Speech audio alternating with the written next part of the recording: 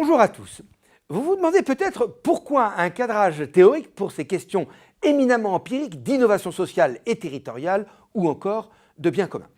En effet, la meilleure définition de l'innovation sociale que j'ai trouvée et que je cite au début de chaque cours sur ces questions tous les ans à l'ESSEC est, je cite, « une solution qui marche pour résoudre des problèmes pour lesquels on n'en trouve pas ». Cette définition de Jeff Mulgan, qui est directeur de la Young Foundation, fondation anglaise dédiée depuis 10 ans à l'innovation sociale, et très engagée auprès de Tony Blair, Premier ministre britannique de 1997 à 2007, cette définition laisse donc peu de place aux réflexions théoriques. Alors, au juste, à quoi peut bien servir la théorie ? En fait, le cadre théorique permet de formaliser et de modéliser une action, une solution, ce qui facilite deux choses essentielles. Son évaluation et la mesure de son impact social, ce qui est certainement un élément essentiel de la démarche d'innovation, car on n'innove pas pour le plaisir d'innover, mais bien pour améliorer une situation insatisfaisante, avec donc l'ambition d'un impact social maximal. Et deuxième chose, pour la démultiplication de la solution et son application à d'autres territoires qui seraient confrontés au même problème. Autrement dit, comment transformer une belle histoire locale en un progrès de l'ensemble du système ? Car là encore, le porteur d'une innovation sociale cherche à faire évoluer le système dans son ensemble, ce qui est d'ailleurs cohérent avec l'objectif de maximisation de l'impact social que j'évoquais il y a un instant.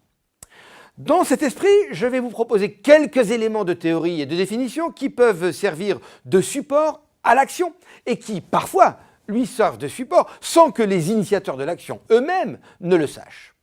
Et c'est très bien ainsi. Cette contribution se déclinera donc sur trois registres. L'innovation sociale ou sociétale avec les apports du design thinking, l'innovation territoriale avec la théorie des parties prenantes, et enfin le bien commun avec les travaux de Elinor Ostrom sur la gestion des biens collectifs et le dernier ouvrage de Jean Tirole, l'économie du bien commun.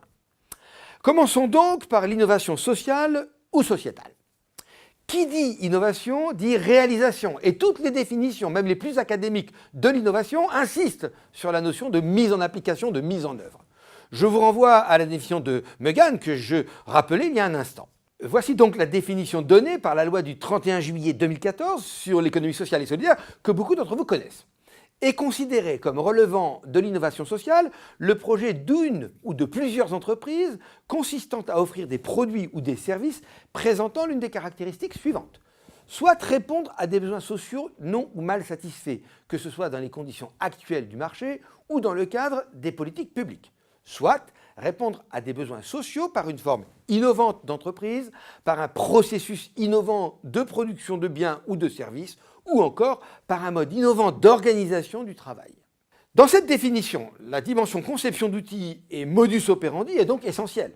Et c'est ce qui me conduit à évoquer toutes les démarches de design de service que les orateurs de la table ronde précédente sur la performance des alliances territoriales auront peut-être également évoquées. La culture design, dans l'acception qui nous intéresse ici, a été popularisée par deux hommes américains, l'ingénieur David Kelley, professeur à l'université de Stanford et co-concepteur de la première souris d'Apple, et Tim Brown, qui est, lui, designer. David Kelley et Tim Brown, que vous pouvez voir à l'écran, ont fondé l'agence de design IDEO en 1991, agence qui fait référence dans le monde entier sur le sujet. Selon Berit Mager, qui est pionnière de la discipline, elle aussi, le design, et je la cite, s'intéresse à la fonctionnalité et à la forme des services du point de vue des clients. L'utilisateur est donc placé au centre de la conception du service. Le service est créé pour lui, mais aussi en partie par lui. On parle donc d'une démarche centrée usager ou human-centered. L'approche design peut être caractérisée par trois étapes successives pour élaborer une innovation. L'étape de l'immersion, l'étape de l'idéation et l'étape de l'expérimentation. L'enjeu est de co-construire l'innovation, c'est-à-dire d'impliquer les différentes parties prenantes, comme vous pouvez le voir à l'écran. Si vous êtes intéressé par ces questions de design de service, je vous renvoie à mon MOOC sur l'innovation publique et territoriale, réalisé en partenariat avec le conseil départemental du Val d'Oise et qui est en ligne sur la plateforme Coursera. C'est un MOOC accessible à tous et totalement gratuit par nature. Venons-en au deuxième registre, celui des alliances territoriales. Elles sont justement le fruit d'initiatives de différents acteurs d'un territoire qui décident de mettre leur logique d'action au service d'une mission qui n'est pas directement leur intérêt direct, sans toutefois être contraire à cet intérêt et qui vise à résoudre un problème non satisfait sur le territoire. L'angle est donc bien territorial.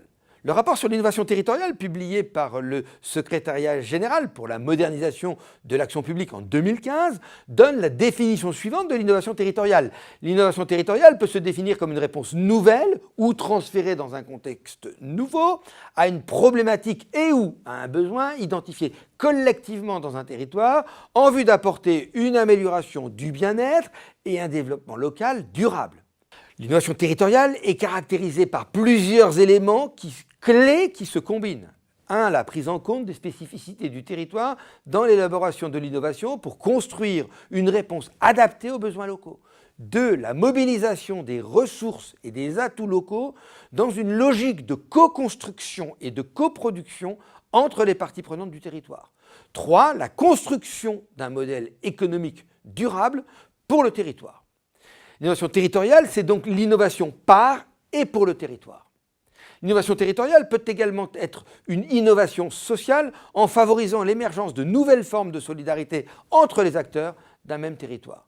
Les AMAP, par exemple, sont tout autant une innovation sociale qu'une innovation territoriale, dans le sens où elles réinventent la relation client d'un côté et réinventent le lien entre citoyens et producteurs d'un même territoire d'un autre côté.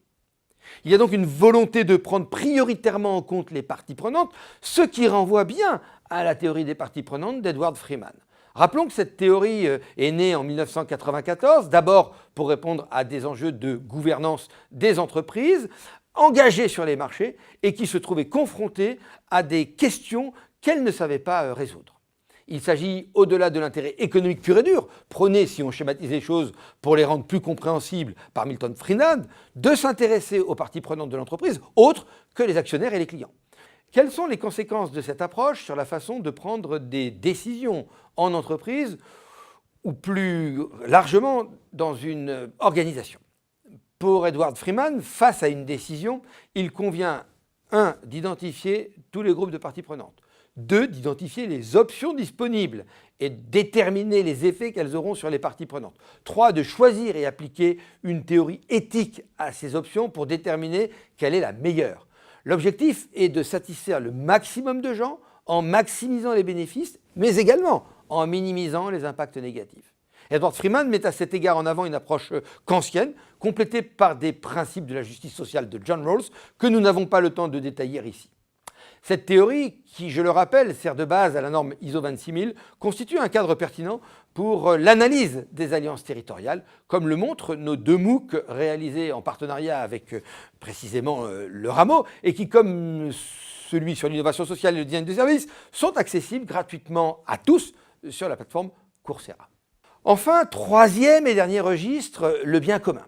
C'est une question vieille comme le monde, ou presque, puisqu'elle met en jeu les biens collectifs, ceux-là même qui n'ont ni propriétaire ni prix et qui causent le tourment de bien des économistes.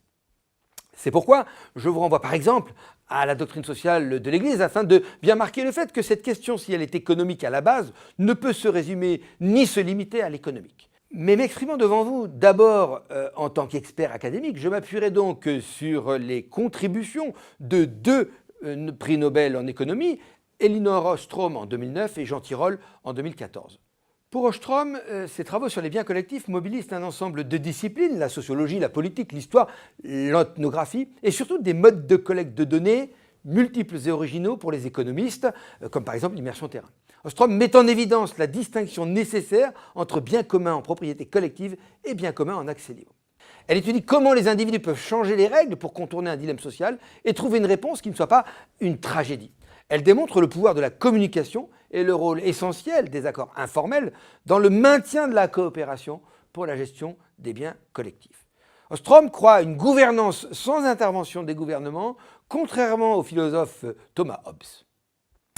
Pour Jean Tirole, je me limiterai à rappeler une question fondamentale qu'il pose dès l'avant-propos de son dernier ouvrage, L'économie du bien commun, mettant notamment en évidence les limites du marché et la nécessité d'inventer d'autres réponses aux problèmes sociétaux, notamment le défi climatique, la crise financière et la numérisation de l'économie. Cette question est donc de savoir dans quelle société chacun de nous veut vivre et quelle contribution il peut apporter à l'échelon individuel comme à celui de la ou des organisations auxquelles il collabore sur un territoire donné.